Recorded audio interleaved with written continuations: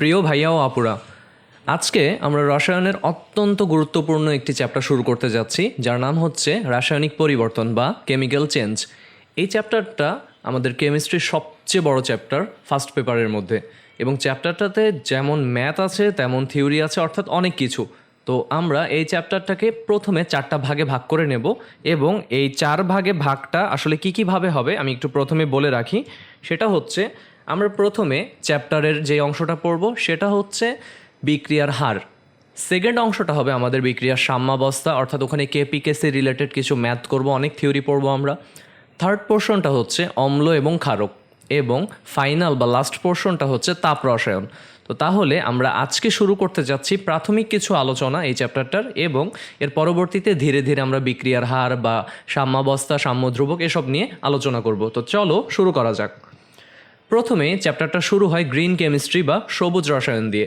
তো আমরা নাম শুনেই বুঝতে পারছি যে রসায়নের যে শাখাটাতে আমরা রাসায়নিক কার্যক্রম এমনভাবে পরিচালনা করব যাতে করে আমাদের পরিবেশ দূষণটা সর্বনিম্ন পর্যায়ে থাকে, তাকে আমরা বলছি গ্রিন কেমিস্ট্রি বা সবুজ রসায়ন।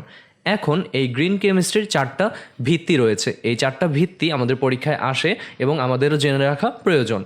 প্রথমটি হচ্ছে রাসায়নিক দ্রব্য। এই রাসায়নিক দ্রব্যের ক্ষেত্রে আমরা খেয়াল করব যে বিক্রিয়ায় আমরা যে সকল রাসায়নিক দ্রব্য ব্যবহার করছি বা যে সকল রাসায়নিক দ্রব্য উৎপন্ন হচ্ছে, তাদের বিষাক্ততা বা তাদের দূষণটা যাতে যথাসম্ভব কম রাখতে পারি, এবং অতি বিষাক্ত যে সকল রাসায়নিক দ্রব্য রয়েছে সেগুলো আমরা বর্জন করাই শ্রেয় বা পরিহার করাই শ্রেয়। এরপরে দ্বিতীয় ভিত্তিটি হচ্ছে দ্রাবক। দ্রাবকের ক্ষেত্রে আমরা গ্রিন দ্রাবক ব্যবহার করব। এখন অনেকেই জিজ্ঞাসা করতে পারো যে গ্রিন দ্রাবক কি? গ্রিন দ্রাবক হচ্ছে যে সকল দ্রাবক পরিবেশ দূষণটা কম ঘটায়, তাদেরকে আমরা গ্রিন দ্রাবক বা সবুজ দ্রাবক বলি।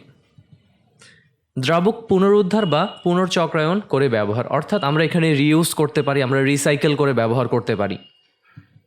এবং বিকল্প দ্রাবক ব্যবহার, অর্থাৎ কোনো কোনো ক্ষেত্রে আমরা দেখছি যে একটি দ্রাবক ব্যবহার করলে পরিবেশ দূষণটা খুব বেশি মাত্রায় হতে পারে, সেক্ষেত্রে আমরা চেষ্টা করব তার কোনো অল্টারনেটিভ দ্রাবক ব্যবহার করতে। 3 নম্বর ভিত্তিটা হলো জ্বালানি। জ্বালানির ক্ষেত্রে আমরা নবায়নযোগ্য জ্বালানির সর্বোচ্চ ব্যবহার করব, এবং জীবাশ্ম জ্বালানিটা সীমিত রাখব, এবং শক্তি সাশ্রয়ী যে জ্বালানিগুলো রয়েছে সেগুলো ব্যবহার করার চেষ্টা করব। এবং যন্ত্রের দক্ষতার মতন বিষয়কে আমরা প্রাধান্য দেব, অর্থাৎ আমরা এর আগে নবম দশম শ্রেণীতে বা ফিজিক্সে যে পড়ে এসেছিলাম ওয়ার্ক এফিসিয়েন্সি, সেটা নিয়ে আমরা একটু কাজকর্ম করব এখানে। 4 নম্বর ভিত্তিটা হচ্ছে বর্জ্য। বর্জ্যের ধরন অনুযায়ী আমরা একই ধরনের পাত্রে একই রূপ বর্জ্যগুলোকে সংরক্ষণ করার চেষ্টা করব। এবং সেফ ডিসপোজাল নিরাপদ পরিত্যাগের যে অংশগুলো রয়েছে, অর্থাৎ এর মধ্যে কি কি রয়েছে? বর্জ্যের লঘুকরণ, প্রশমন ও পুড়িয়ে ফেলার মাধ্যমে ক্ষতিকর প্রভাবটা হ্রাস করে পরিবেশে আমরা পরিত্যাগ করব।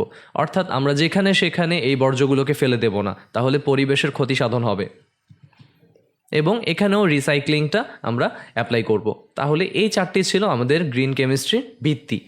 এরপরে আমরা চলে যাব গ্রিন কেমিস্ট্রির নীতিতে। গ্রিন কেমিস্ট্রির 12টি নীতি রয়েছে। এই 12টি নীতির নামগুলো জানলেই হবে, ডিটেলসটা তোমরা এমনি বানিয়ে লিখতে পারবে অথবা একবার বইয়ে রিডিং পড়লেই পারবে। তো আমরা প্রথমে নীতিগুলো দেখে নিই। প্রথমটা হচ্ছে বর্জ্য হ্রাসকরণ। 2 নম্বরে রয়েছে উচ্চ অ্যাটম ইকোনমি সম্পন্ন বিক্রিয়ার অগ্রাধিকার। অ্যাটম ইকোনমি নিয়ে আমি এই টপিকটার পরেই আলোচনা করব। 3 নম্বরে রয়েছে কম ঝুঁকি সম্পন্ন পদ্ধতি ব্যবহার করা, অর্থাৎ আমি কোন সিস্টেমে বা কিভাবে কোনো একটা বিক্রিয়া ঘটাবো বা কিভাবে আমি আমার ইন্ডাস্ট্রিতে প্রোডাক্টটা উৎপন্ন করব, সেক্ষেত্রে আমরা চেষ্টা করব যে যেই পদ্ধতিটা আমাদের কম ঝুঁকিপূর্ণ সেটা ব্যবহার করতে। 4 নম্বরে আমরা দেখতে পাচ্ছি নিরাপদ রাসায়নিক দ্রব্য ব্যবহার ও উৎপাদ তৈরি। 5-এ রয়েছে নিরাপদ দ্রাবক ব্যবহার এবং বিক্রিয়া পরিবেশ বজায় রাখা। এরপরে উচ্চ জ্বালানি দক্ষতা সম্পন্ন জ্বালানি ব্যবহার করব, অর্থাৎ আমরা বিভিন্ন জ্বালানি ব্যবহার করতে পারি যে কোনো প্রোডাক্ট উৎপন্ন করার সময়, কিন্তু আমরা খেয়াল করব যে জ্বালানিটার দক্ষতা সবচেয়ে বেশি। অর্থাৎ আমি সবসময় চাবো আমার ইন্ডাস্ট্রিতে অথবা আমি যেই বিক্রিয়াটাই ঘটাই না কেন সেখানে যাতে আমার কম খরচে বা আমি খুব উচ্চ এফিসিয়েন্সি সম্পন্ন জ্বালানি ব্যবহার করলে যাতে বেশি উৎপন্ন করতে পারি, বেশি প্রোডাক্ট বা বেশি উৎপাদ উৎপন্ন করতে পারি। এরপরে 7 নম্বরে চলে আসছে নবায়নযোগ্য জ্বালানি ব্যবহার। 8 রয়েছে সহ উৎপাদ বর্জন। সহ উৎপাদ মানে আমরা যেমন নবম দশম শ্রেণীতে দেখে এসেছিলাম যে সাবান প্রস্তুতির সময় আমরা গ্লিসারিন পাই সহ উৎপাদ হিসাবে, তো বাই প্রোডাক্ট বলি আমরা এটাকে। তো এটা যাতে কম উৎপন্ন হয়, কারণ আমার মেইন প্রোডাক্টের চেয়ে বাই প্রোডাক্ট যদি বেশি হয়ে যায় তাহলে তো আমার প্রোডাকশনটা এফিসিয়েন্ট হবে না, সেজন্য আমরা চেষ্টা করব সহ উৎপাদ বর্জন করতে। 9 নম্বরে প্রভাবক ব্যবহার। 10 ব্যবহারের পর ভাঙনযোগ্য এরূপ রাসায়নিক দ্রব্য ব্যবহার এবং উৎপাদন। 11 যথাসময়ে দূষণ নিয়ন্ত্রণ। অর্থাৎ আমি বুঝতে পারছি যে আমার ইন্ডাস্ট্রিতে বা আমি এই রিয়াকশনটা যখন করছি আমার এখানে পরিবেশটা দূষিত হতে পারে, তো আমি সেই সময়টাতে চেষ্টা করব যে আমার এক্স্যাক্ট যে টাইমিংটা সেখানে পরিবেশটা দূষণ যতটুকু সর্বনিম্ন মাত্রায় আমরা দূষণটা করানোর চেষ্টা করব, এবং সেই মুহূর্তে আমরা বিক্রিয়া বা আমাদের ওখানে প্রোডাকশনটা অফ করে দেব যাতে আমরা পলিউশনটা কন্ট্রোল করতে পারি। এবং সর্বশেষ যে নীতিটা সেটা হচ্ছে দুর্ঘটনা প্রতিরোধ। আমাকে সবসময় খেয়াল রাখতে হবে যাতে ওখানে কোনো অ্যাক্সিডেন্ট না ঘটে। এরপরে গ্রিন কেমিস্ট্রির দৃষ্টিতে কিছু ধারণা রয়েছে, যেমন একটু আগে আমরা অ্যাটম ইকোনমির কথা বলে এসেছিলাম যে আমরা উচ্চ অ্যাটম ইকোনমি সম্পর্কে আলোচনা করব। অ্যাটম ইকোনমির ডেফিনেশনটা আমরা মনে রাখব, কোনো বিক্রিয়ায় কাঙ্ক্ষিত উৎপাদের মোট আণবিক ভর এবং বিক্রিয়াটিতে ব্যবহৃত সকল বিক্রিয়কের সংকেতের আণবিক ভরের সমষ্টির অনুপাতকে অ্যাটম ইকোনমি বলে। এটা একটা উদাহরণের মাধ্যমে আমরা দেখে নিব। তার আগে এটা হচ্ছে আমাদের গাণিতিক যেই অংশটা, সেটা যে ম্যাথমেটিক্যালি আমরা কিভাবে রিপ্রেজেন্ট করতে পারি। উপরের অংশে আমরা দেখতে পাচ্ছি কাঙ্ক্ষিত উৎপাদের সংকেতের আণবিক ভর, আর নিচে রয়েছে বিক্রিয়ায় ব্যবহৃত সকল বিক্রিয়কের সংকেতের আণবিক ভরের সমষ্টি। 100 দিয়ে গুণ, কারণ আমরা এটাকে শতকরায় প্রকাশ করব। তাহলে একটা উদাহরণ দেখে নেই আমরা। এখানে আমরা উদাহরণটাতে দেখতে পাচ্ছি যে এখানে মিথাইল ব্রোমাইড এবং তার সাথে সোডিয়ামের বিক্রিয়ায় আমি এখানে উডস বিক্রিয়ার মাধ্যমে আর কি ইথেন উৎপন্ন করছি, এবং পাশাপাশি আমার এখানে সোডিয়াম ব্রোমাইড উৎপন্ন হচ্ছে। কিন্তু আমার এই বিক্রিয়াটার উদ্দেশ্য হচ্ছে আমি এখানে ইথেন প্রস্তুত করতে চাই, আর এখানে সোডিয়াম ব্রোমাইডটা আমার বাই প্রোডাক্ট হয়ে যাচ্ছে। অর্থাৎ অ্যাটম ইকোনমি বলতে আমি বুঝবো আমার যে কাঙ্ক্ষিত উৎপাদটা উপরে থাকবে তার আণবিক ভর। এই যে উপরে আমরা দেখতে পাচ্ছি ইথেনের আণবিক ভর, এবং নিচে কি, নিচে হচ্ছে বিক্রিয়ায় ব্যবহৃত সকল বিক্রিয়কের সংকেতের আণবিক ভরের সমষ্টি। তার মানে এখানে যে আমাদের মিথাইল ব্রোমাইড এবং সোডিয়াম রয়েছে তাদের আণবিক ভরের যে সমষ্টিটা সেটা হরে থাকবে, আর লবে থাকবে কি আমার যে কাঙ্ক্ষিত উৎপাদটা তার আণবিক ভর।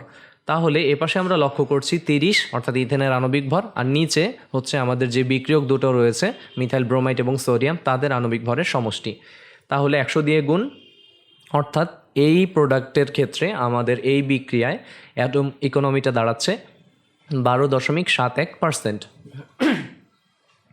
এরপরে দ্বিতীয় আরেকটা রিয়াকশন দেখতে পাচ্ছি যে আমরা ইথিন থেকে হাইড্রোজেনের সাথে বিক্রিয়ায় নিকেল চূর্ণ প্রভাবকের উপস্থিতিতে ইথেন উৎপন্ন করলাম। এখানে আমার প্রোডাক্ট একটাই এবং এটাই আমার কাঙ্ক্ষিত উৎপাদ। এখানে তাহলে উপরে থাকছে ইথেনের আণবিক ভর এবং নিচে বিক্রিয়ায় ব্যবহৃত যে সকল বিক্রিয়ক ছিল তাদের আণবিক ভরের সমষ্টি। তাহলে এখানে ইথেনের আণবিক ভরটা হচ্ছে 30, আর এদিকে ইথিন এবং হাইড্রোজেন মিলেও আমার আণবিক ভরের সমষ্টিটা হচ্ছে 30। তাহলে এখানে আমার এফিসিয়েন্সি, দ্যাট মিন্স অ্যাটম ইকোনমিটা কত, অ্যাটম ইকোনমিটা হচ্ছে এখানে 100%। তাহলে যে কোনো একটি বিক্রিয়ায় অ্যাটম ইকোনমি যত বেশি হবে বিক্রিয়াটি তত পরিবেশ বান্ধব হবে। এরপরে আমরা আরেকটা কনসেপ্ট নিয়ে একটু আইডিয়া রাখবো, সুপার ক্রিটিক্যাল কার্বন ডাইঅক্সাইড। এখানে সংজ্ঞাটা একটু দেখে নিই আমরা। সন্ধি তাপমাত্রার নিচে কার্বন ডাইঅক্সাইডের বিশেষ অবস্থা যেখানে কার্বন ডাইঅক্সাইড কিছুটা তরলের ন্যায় এবং কিছুটা গ্যাসের ন্যায় আচরণ করে। সুপার ক্রিটিক্যাল কার্বন ডাইঅক্সাইডকে গ্রিন দ্রাবক হিসেবে ব্যবহার করা হয়। একটু আগে আমরা গ্রিন কেমিস্ট্রির ভিত্তিগুলো যখন পড়ছিলাম সেখানে দ্রাবক অংশে গ্রিন দ্রাবকের কথা বলে এসেছি ভাইয়া। তো এখানে আমার সুপার ক্রিটিক্যাল যে কার্বন ডাইঅক্সাইডটা এটা হচ্ছে গ্রিন দ্রাবক। এখানে আমার দুটো জিনিস সম্পর্কে আইডিয়া রাখাটা দরকার। প্রথমে সন্ধি তাপমাত্রার কথা যদি আমি বলি, সন্ধি তাপমাত্রার ক্ষেত্রে আমি খেয়াল করব যে তাপমাত্রা বা যে তাপমাত্রার নিচে শুধুমাত্র চাপ প্রয়োগ করেই কোনো একটি গ্যাসকে তরলে রূপান্তর করা যায় তাকেই আমরা বলবো সন্ধি তাপমাত্রা। অর্থাৎ সন্ধি তাপমাত্রার উপরে চলে গেলে যে ঘটনাটা ঘটে সেটা হচ্ছে আমি শুধুমাত্র চাপ দিয়ে কোনো গ্যাসকে তরলে রূপান্তর করতে পারি না, সেক্ষেত্রে আমার চাপ প্রয়োগের পাশাপাশি তাপমাত্রাটাও কমাতে হয়। আর সন্ধি তাপমাত্রাটা কি, এই তাপমাত্রায় বা তার নিচে থাকলে আমি শুধুমাত্র চাপ দিলেই আমার গ্যাসটা তরলে রূপান্তর হয়ে যাবে। তো তাহলে আজকে আমরা শিখলাম, আমাদের গ্রিন কেমিস্ট্রি নিয়ে আলোচনা ছিল এবং গ্রিন কেমিস্ট্রির ভিত্তি, গ্রিন কেমিস্ট্রির যে 12টা নীতি সেগুলো, অ্যাটম ইকোনমি এবং সুপার ক্রিটিক্যাল কার্বন ডাইঅক্সাইড নিয়ে আলোচনা। পরবর্তী ক্লাসে আমরা একমুখী এবং উভমুখী বিক্রিয়া এবং বিক্রিয়ার হার নিয়ে বিস্তারিত আলোচনা করব। তাহলে আজ এই পর্যন্তই। পরবর্তী ভিডিও দেখার আমন্ত্রণ জানিয়ে আজকে এখানেই শেষ করছি। আল্লাহ হাফেজ।